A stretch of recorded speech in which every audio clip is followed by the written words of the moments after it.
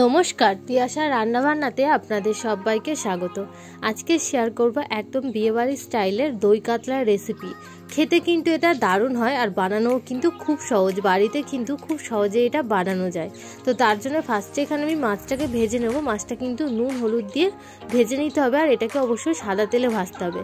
তারপর ওই তেলের মধ্যেই দিয়ে দিলাম একটা মিডিয়াম সাইজের পেঁয়াজ কোচানো। এবার পেঁয়াজটাকে হালকা একটু ভাজা ভাজা করে নিয়ে দিয়ে দেবো হাফ চামচ মতন আদা রসুনের পেস্ট।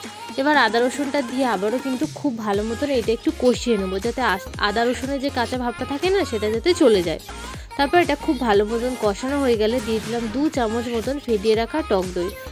টক দইটাকে আগে আমি নুন আর চিনি দিয়ে কিন্তু খুব ভালো মতন ফেটিয়ে নিয়েছিলাম, তারপরে এটাকে দিতে হবে। তো সেভাবেই কিন্তু আমি এটাকে দিয়ে দিয়েছি। এবার এটাকে কষিয়ে নিয়ে হাফ চামচ হলুদ গুঁড়ো হাফ চামচ লঙ্কার গুঁড়ো দিয়ে আবারও খুব ভালো মতন এটাকে কষিয়ে নেবো। প্রায় 1 মিনিট ধরে মশলাটাকে কিন্তু কষিয়ে নিতে হবে, যাতে টক দইটা খুব ভালো মতন কষানো হয়ে যায়। তারপর স্বাদ মতন নুন দিয়ে দিলাম। নুনটা দিয়ে আবারও খুব ভালো মতন একটু কষিয়ে নেব আর সামান্য একটু জলও দিয়ে দিয়েছি।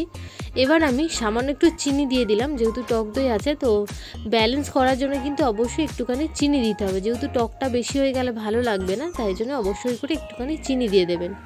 তারপর দেখবেন মশলাটা খুব ভালো মতন কষাতে কষাতে যখন এইভাবে তেল ছেড়ে আসবে এটা কিন্তু একদম রেডি হয়ে যাবে। মশলাটা কিন্তু একদম রেডি হয়ে গেছে। এবার এর মধ্যে আমি ভেজে রাখা মাছটা দিয়ে দিলাম, দিয়ে এভাবে একটু মাছটা দিয়ে উলট পালট করে নেব, যাতে মাছটার সাথে মশলাটা খুব ভালো মতন মিশে যায় আর মাছের গায়ে ফ্লেভারটা যাতে খুব ভালো মতনভাবে চলে আসে। তো দেখুন এইভাবে কিন্তু উল্টে পাল্টে খুব ভালো মতন করে নিতে হবে। এবার এর মধ্যে আমি জল দিয়ে দিলাম 1 কাপ মতন, কিন্তু এখানে আমি জল অ্যাড করে দিয়েছি। এবার জলটা দিয়ে প্রায় 2 মিনিট মতন কিন্তু এটাকে আমি ফুটিয়ে নেব। 2 মিনিট মতন ফুটিয়ে নিয়েছি, এটা কিন্তু একদম রেডি হয়ে গেছে।